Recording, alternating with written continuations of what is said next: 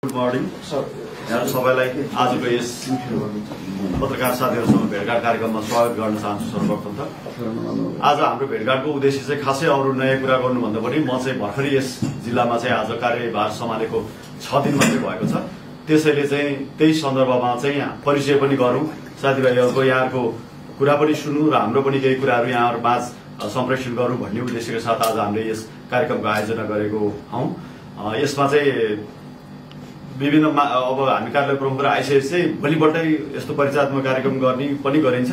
मैले यो अलि ढिला गरेँ, आज 6औं दिन लाग्नुको कारण चाहिँ मैले यहाँको भूगोलै नबुझी यहाँको समस्या नै पहिचान नगरिकन के कुरा गर्ने र भन्ने हिसाबले पनि मैले यो 5-6 दिन ढिला गरेको बेहोरा यहाँलाई अनुरोध गर्न चाहन्छु। मेरो यहाँ त्यस्तो नयाँ कुनै प्राथमिकता लिएर आएको छैन म, किनभने हामी संविधान, हामी कानून ऐन, हाम्रो प्रहरी नियमावलीबाट निर्देशित छौं।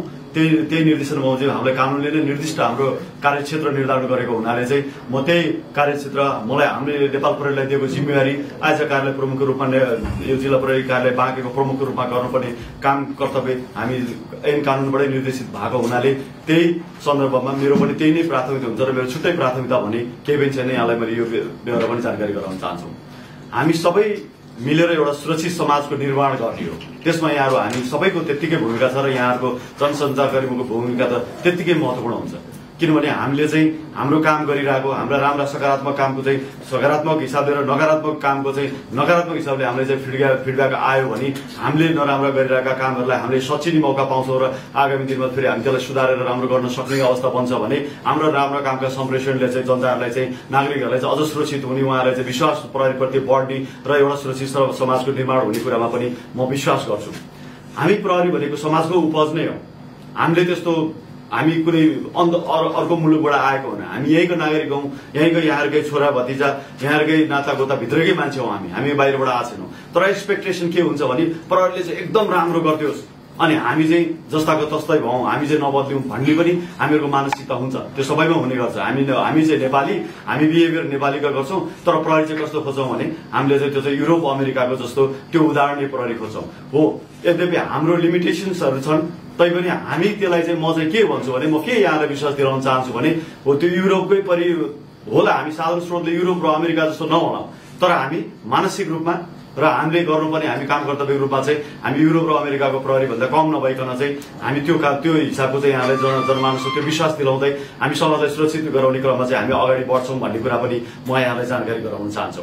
मेरो प्राथमिकता म निष्पक्ष भएर काम गर्छु। यहाँहरू ढुक्क हुनुहोस्, मलाई कुनै मलाइजा गर्नु छैन, कसैप्रति चाहिँ मेरो द्वेष पनि छैन, भेदभाव पनि छैन। भेदभाव रहित ढंगले चाहिँ म आफ्नो कार्य सम्पन्न गर्नेछु र मेरो मातहतको कर्मचारीहरूलाई पनि मैले त्यही सोही अनुसार निर्देशन गरिसकेका छु र भावी आउने दिनहरूमा पनि म त्यो अनुसारको निर्देशन गरेर म चाहिँ यहाँलाई चाहिँ पीडित मैत्री हामी चाहिँ जहिले पनि पीडितको पक्षमा हुन्छौं। पीडितले न्याय पाउने गरेर भनिन्छ प्रहरी चाहिँ पहिलो जज पनि हो, न्यायाधीश पनि हो, किनभने हामीले चाहिँ पहिल्यै प्राइमा फेसीमा नै हामीले हेरेर चाहिँ उहाँहरूको कतिपय अवस्थामा चाहिँ हामीले जजको भूमिका पनि निर्वाह गर्नुपर्ने हुनाले हामीले गर्ने काम कारबाही चाहिँ निष्पक्ष हुनुपर्छ, विश्वसनीय हुनुपर्छ। त्यसले चाहिँ जनतालाई त्यसलाई पीडितलाई चाहिँ न्यायको फिल भएको अनुभूति हुनुपर्छ भन्ने कुरामा चाहिँ म एकदमै सजग पनि छु। यहाँले भर्खरै देख्नुभयो यत्रो आन्दोलन भयो, यत्रो परिवर्तन भयो। हामीले देख्दै आएका परिवर्तनमा लामो समय लाग्थ्यो, तर यहाँ चाहिँ सर्ट टर्ममा चाहिँ एकदम ठूलो परिवर्तन भयो। यो किनभने नेपाल मात्रै नभएर विश्वका पनि विभिन्न मुलुकहरूमा चाहिँ यो भयो, यस्ता क्रियाकलापहरू भयो जो जेनजी भनिन्छ अहिले जुन एउटा युवा पुस्ता छ त्यसको लहर आउँदै गर्दाखेरि चाहिँ बंगलादेश अन्य श्रीलंका हुँदै यहाँ चाहिँ नेपालसम्म पनि त्यसको हावाले छोयो। हुनसक्छ यसको नेपालको प्रभावले अरू देशमा पनि यस्तो हुनै जाला। यो किनभने युवाहरूले के खोजिरहेछन् त आजको दिनमा भन्दाखेरि उहाँहरूले सुशासन खोजिरहनु भएको छ, उहाँहरूले पारदर्शिता खोजिरहनु भएको छ, सरकारलाई जवाफदेही भएको हेर्न चाहिरहनु भएको छ, सरकार एकाउन्टेबल होस्, रेस्पोन्सिबल होस् र जनताले सेवा सुविधा पाओस्। हरेक क्षेत्रमा चाहिँ हामी अविकसित हुनुको कारण पनि मौलादै गएको भ्रष्टाचार हो। त्यही भएर यो भ्रष्टाचारलाई चाहिँ अहिले जुन यो परिवर्तन जनताले खोजेको परिवर्तन र त्यसमा चाहिँ हामी अब सचेर जानुपर्छ। अब हामीलाई पनि छुट छैन। त्यसमा हिजो त्यो भ्रष्टाचार हुनुको लागि चाहिँ हामी सबैजना उत्तिकै दोषी छौं भन्ने लाग्छ मलाई। हामी प्रहरी कर्मचारी लगायतका हामी सरकारी कर्मचारी पनि त्यसमा दोषी छौँ। हामी जो नेतृत्व वर्गमा बस्नु भएको छ विभिन्न पार्टीका जो सरकारमा हुनुहुन्छ उहाँहरू पनि त्यतिकै दोषी हुनुहुन्छ, यो समाज पनि त्यतिकै दोषी छ। यो समाजले पनि यहाँहरूले त्यो समस्याहरूलाई लुकाएर राखिदिनु हुँदैन। यहाँहरूले पनि देखेका समस्याहरूलाई चाहिँ उजागर गरिदिनुपर्छ। हामी पनि प्रभावित हुन्छौँ, हामी पनि दबावमा पर्छौँ। हो त्यो खालको नभइकन चाहिँ हामी सबैले आफ्नो ठाउँबाट चाहिँ सजग भएर काम गर्यौँ, सबै सतर्क भयौँ भने पछाडि सबै मिलेर चाहिँ यो सुरक्षित समाज निर्माण गर्न सकिन्छ भन्ने कुरा चाहिँ म विश्वास गर्छु। मेरो लागि प्रत्येक दिन अन्तिम दिन हुनेछ, म त्यो भावनाको साथ काम गर्छु, त्यो स्पिरिटको साथ काम गर्छु भन्ने कुरा म यहाँलाई विश्वास दिलाउन चाहन्छु।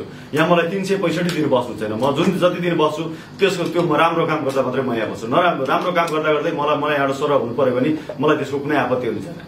यहाँहरूले खोजेको नराम्रो मान्छे हो भने नराम्रो मान्छे ल्याउनु केही छैन। म चाहिँ के गर्छु, मेरो आफ्नो प्राथमिकता के हो भने म पीडितको पक्षमा हुन्छु जहिले पनि। यहाँले देख्नु होला, भोलि पनि हेर्नु होला, यहाँ कति भनिन्छ पीडितलाई चाहिँ न्याय पाएन, यहाँले चाहिँ यहाँ दबाव र प्रभावमा परेर प्रहरीले छोड्यो भन्ने, त्यो दिन मलाई आएर भन्नु होला, यहाँले मलाई भन्नु होला, क्वेसन गर्नु होला। आज मैले यो भनेको छु, रेकर्डेड छ यो। म त्यो दिनको सिर्जना हुन दिन्न, म त्यो दिन आउन दिन्न। म त्यसमा सजग छु। म पीडितको न्याय दिलाउने क्रममा चाहिँ म जुनसुकै परिस्थिति जुनसुकै स्थितिको पनि म सामना गर्न म तयार छु भन्ने कुरा म प्रतिबद्धता पनि दिलाउन चाहन्छु। हामीले सिस्टम मजबुत बनाउने हो। अझै पनि प्रहरीकोमा आउँदाखेरि चाहिँ भन्छुल गर्नुपर्छ भन्ने कुराहरूको चाहिँ सबैलाई त्यो, किनभने आम मानिसहरूलाई त हामीले विश्वास दिलाउन सकिरहेको छैनौँ कि प्रहरीमा भनेन भने पछाडि सुन्दैन प्रहरीले, यहाँ चाहिँ भन्सुनै गर्नुपर्छ, कसैको फोन आउनुपर्छ अनि मात्रै प्रहरीले सुन्छ भन्ने चाहिँ हामीले त्यो खालको चाहिँ भावनाको चाहिँ विकास भएको छ समाजमा। त्यही भएर म चाहिँ के गर्न चाहन्छु भने म सिस्टमै सुधार गर्न चाहन्छु।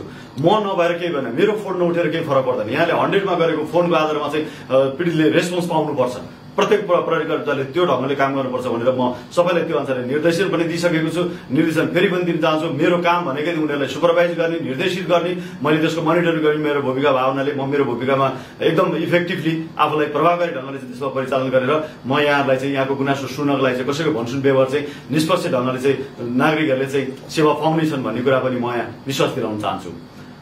सुरक्षा भन्ने कुरा चाहिँ अनुभूत गर्ने कुरा हो, सेक्युरिटी फिल गर्ने कुरा हो। आज हामी सबै असुरक्षित भएको महसुस गरेका छौँ, किनभने भर्खर यत्रो आन्दोलन भएको छ, त्यसको ह्याङओभरबाट हामी उत्रिन सकेका छैनौँ। हिजो त्यस्तो भएको छैन, भोलि पनि त्यस्तै हुने हो कि अझै तिरै त्रासको अवस्था हुने हो कि कुनै पनि बेला केही पनि हुन सक्ने कि एकै दिनको आन्दोलनले यत्रो समस्या उब्जन सक्दो रहेछ भने पछाडि चाहिँ हामी चाहिँ अझै असुरक्षित छौँ भन्ने कुरा फिल भइरहेको मैले पाएको छु। यहाँ म भर्खरै आउँदै गर्दा यहाँ मेरो सर भइसकेपछि मलाई कतिपय साथीहरूले फोन गरेर पनि भन्नुभयो र यहाँ आइसके पछाडि मैले विभिन्न पम्पलेट प्रचारमा देखेपछि म तेरो घरमा चोरी गर्न आउँदैछु, म तिमीहरूको एरियामा चोरी गर्न आउँदैछु, लुट्न आउँदैछु भन्ने कुरा पनि मैले यहाँनिर पर्चा पम्पलेटिङ भएको कुरा मैले मेरो नलेजमा लिएको छु।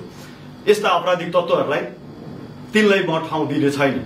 तिनीहरूको त्यो भनेको चाहिँ के भने यो धमिलो पानीमा माछा मार्ने कोसिस गरेको हुन्छ। यहाँ मान्छेलाई अझै आतंकित गराउने कुतत्त्वहरूले त्यो गराउन खोजिरहेको, त्यस्तो अवस्था छैन। त्यस्तो अवस्था मैले हेरिसकेँ। म 6 दिनको प्रत्येक दिन मेरो आज मात्रै म 4 घण्टा सुतेको छु, नभए मेरो 5 दिनसम्म चाहिँ म लगभग 1-1.5 घण्टा भन्दा म सुतेको छैन।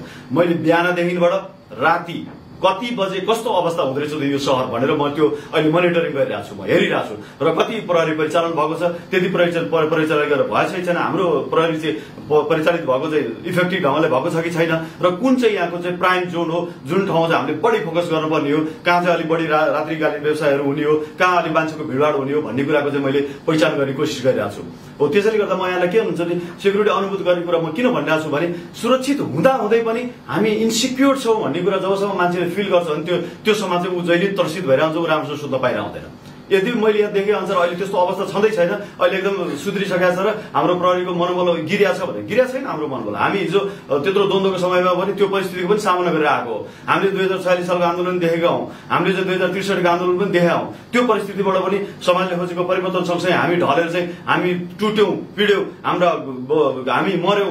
कति 6-7 हजार प्रहरी सुरक्षा कर्मीहरूले चाहिँ बलिदान दिनुभयो यो राष्ट्रको लागि। हाम्रा चाहिँ घरहरू जलेकै थिए, हाम्रा कार्यालयहरू जलेकै थिए। त्यस्तो अवस्थामा दिनकै त्राई हुने अवस्था, त्यो परिस्थितिबाट गुज्रेर पनि हामी फेरि के गर्यौँ त विगतमा यत्रो लगभग 18-20 वर्ष फेरि हामी सुरक्षित समाज नै बनाएको छौँ भनेपछि अब यो परिस्थिति फेरि त्यस्तो आउँदैन। अब आउँदैन, त्यसलाई चाहिँ हामी फेरि सुरक्षित भएर जान्छौँ। हामी नागरिकलाई ढुक्क गराउन चाहन्छौँ, विश्वास दिलाउन चाहन्छौँ कि हामी त्यो अवस्थाको सिर्जना गर्छौँ।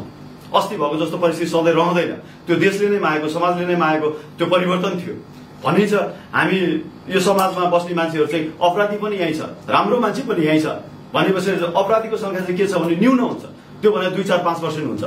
त्यसरी हामीसँग चाहिँ 95% मान्छे चाहिँ के हुन्छ, उसले सुरक्षित समाजकै परिकल्पना गरे हुन्छ र प्रहरीबाट त्यो एक्सपेक्टेसन गरे हुन्छ भनेपछि यो 90-95% राम्रा मान्छेहरूको चाहिँ सहयोगमा, उहाँहरूको आँटमा, उहाँको बलमा चाहिँ अनि बल्ल हामीले एक्सन गर्ने हो र ती 5%लाई चाहिँ हामीले निस्तेज गराउने हो, तिनलाई चाहिँ अपराधीलाई कानुनको दायरामा ल्याउन सफल हुने हो हामी। त्यही भएर मलाई त्यो कुरामा विश्वास छ, हाम्रो प्रहरी जनशक्ति यसले होइन, हामीले चाहिँ के भन्नु अब प्रविधि मैत्री हुनुपर्थ्यो प्रहरी पनि, तर त्यो प्रविधि मैत्री हुने अवस्था भइसकेको छैन। क्रिमिनलहरू धेरै स्टेप अगाडि छन्, हामी धेरै पछाडि छौँ। यद्यपि हामीसँग भएको जुन लिमिटेड सोर्स साधन जुन उपलब्ध छ, यहाँ भएकोलाई चाहिँ हामीले चाहिँ इफेक्टिभ परिचालन गरेर पनि हामी के भन्छौँ, समाजलाई चाहिँ सुरक्षित गराउनलाई हामी अवश्य सफल हुने नै छौँ भन्ने लाग्छ मलाई। यहाँहरूलाई यो दशैं सुरु नै भइसकेको छ, त्यही भएर म यहाँ बडा दशैंको चाहिँ यहाँलाई सबैलाई शुभकामना दिन चाहन्छु। आउँदै गरेको अझ शुभ दीपावली, छठ, नेपाल सम्बत यहाँलाई सबैको शुभकामना दिन चाहन्छु। यसै दशैंको सन्दर्भमा चाहिँ हाम्रो ठुलो च्यालेन्ज पनि रहेछ। मैले आएर केही समस्याको पहिचान गरेको मध्येमा चाहिँ यहाँ चाहिँ अलिकति धार्मिक साम्प्रदायिक अलिकति त्यस्तो खालको चाहिँ अलिकति भड्किन सक्ने, त्यहाँबाट चाहिँ अलिकति त्यसले चाहिँ अझ विकराल रूप लिन सक्ने भनेर चाहिँ जुन यो दुर्गा विसर्जनको कार्यक्रम छ टिकाको भोलिपल्ट, त्यसलाई पनि यहाँ भयङ्कर ठुलो हेभोकको रूपमा चाहिँ हेरेको रहेछ। मैले त्यसलाई थाहा पाछु विगतका के भएका थिए त भने त्यसका समस्याहरू के थिए, त्यसलाई त्यस्ता कता खालका चुनौतीहरू चाहिँ प्रहरीले फेस गर्नुपर्छ भन्ने खालको पनि हामीले अध्ययन अनुसन्धान गरिरहेकै छौँ। यद्यपि म नयाँ हो, तर मेरो यहाँको 1100 प्रहरी सबै पुरानै छन्।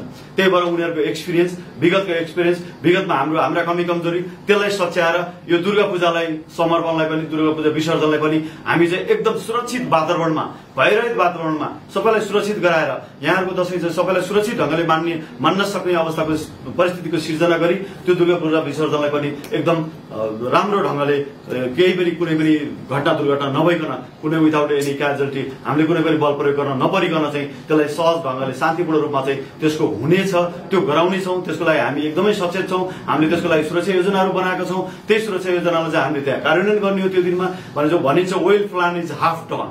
हामीले पहिला सूचना लिन्छौँ, सूचना आधारमा चाहिँ हामीले सुरक्षा योजना बनाउँछौँ। त्यो सुरक्षा योजनालाई त्यो दिन हामीले कार्यान्वयन गर्यौँ र त्यसलाई प्रभावकारी परिचालन गर्यौँ भने त्यस्तो अवस्था जस्तोसुकै परिस्थिति आउँछ त्यही अनुसारको हाम्रो एक्सन हुनेछ। राम्रो अवस्थामा हामी भिडलाई व्यवस्थापन गर्छौँ, म्यानेज गर्छौँ भने जब त्यहाँ चाहिँ दङ्गाको स्थिति आउन लाग्यो भने हामी फेरि बल प्रयोगको अवस्थामा उत्रिन पनि हामी पछि पर्दैनौँ। त्यही भएर म यहाँहरू मार्फत, यहाँहरू सञ्चार मार्फतबाट सबैलाई ढुक्क हुन आग्रह गर्छु। त्यस्तो हामी सामाजिक सद्भाव बिग्रिने, धार्मिक सद्भाव बिग्रिने, जसले चाहिँ यहाँ भएको एउटा कुनै पनि घटना दुर्घटनाले चाहिँ देशव्यापी रूपमा चाहिँ अर्को गिरियुद्धको अवस्थामा जानुपर्ने अवस्थामा चाहिँ त्यसलाई निस्तेज गर्नलाई, त्यसलाई रोक्नको लागि चाहिँ त्यस्तो अपराधिक तत्त्व, त्यस्तो घुसपैठ हुन सक्ने शक्तिहरूलाई चाहिँ हामीले बेलैमा पहिचान गरेर समयमा त्यस्ता विकृति विसङ्गतिहरूलाई चाहिँ हामीले के गर्छौँ भने त्यसलाई निस्तेज गर्नलाई चाहिँ हामी सबै खालको चाहिँ हामी त्यसको लागि हामीले सुरक्षा योजना तयार गरेका छौँ र त्यही अनुसारको हाम्रो एक्सन हुनेछ भनेर म यहाँलाई आश्वस्तको तुल्याउन चाहन्छु र त्यही अवसरमा विजयदशमीको उपलक्ष्यमा यहाँलाई मैले शुभकामना त्यही अनुसार व्यक्त गरेँ। सरकारले अहिले छुट्टै स्पिरिट बोकेर आएको छ, किनभने जेनजीको आन्दोलनले सरकार परिवर्तन भएको छ। अहिले अझ सरकार पूर्ण रूपमा फर्म भइसकेको छैन, तैपनि सरकारले आफ्नो प्राथमिकताहरू अगाडि सारिसकेको छ। अहिले जनताको माग, सरकारको स्पिरिट, त्यो स्पिरिटमा हामीले ढलेर काम गर्नुपर्ने छ। त्यही भएर सरकारको स्पिरिटको रूपमा चाहिँ काम गर्नको लागि पनि हामी चाहिँ कटिबद्ध छौँ। मेरो प्रहरी परिचालन, मेरो मातहतका प्रहरीहरूलाई चाहिँ म त्यही अनुसारले चाहिँ परिचालन गर्ने यहाँलाई प्रतिबद्धता दिन चाहन्छु। मेरो अरू धेरै कुरा भन्दा नि हाम्रो प्रमुख जिम्मेवारी भनेको शान्ति, समाजमा शान्ति सुव्यवस्था कायम राख्ने, अपराधको रोकथाम गर्ने, नियन्त्रण गर्ने, भइहाल्यो भने भइहालेका घटना दुर्घटना अपराधलाई चाहिँ त्यसलाई चाहिँ राम्रोसँग चाहिँ प्रभावकारी ढङ्गले चाहिँ त्यसको अनुसन्धान गर्ने र पीडितलाई न्याय दिई पीडकलाई चाहिँ कानुनी दायरामा ल्याउनु हाम्रो प्रमुख दायित्व हो। त्यो दायित्वमा हामी कटिबद्ध ढङ्गले चाहिँ लाग्नेछौँ भन्दै यहाँलाई त्यो विश्वास दिलाउँदै आजको मेरो यहाँको भनाइ चाहिँ म यहीँ टुङ्ग्याउन चाहन्छु। यहाँहरूको केही जिज्ञासा, केही क्वेरिज, केही सल्लाह सुझाव छ भने म त्यसको लागि चाहिँ फ्लोर ओपन गर्न चाहन्छु। धन्यवाद। जय नेपाल। नमस्कार।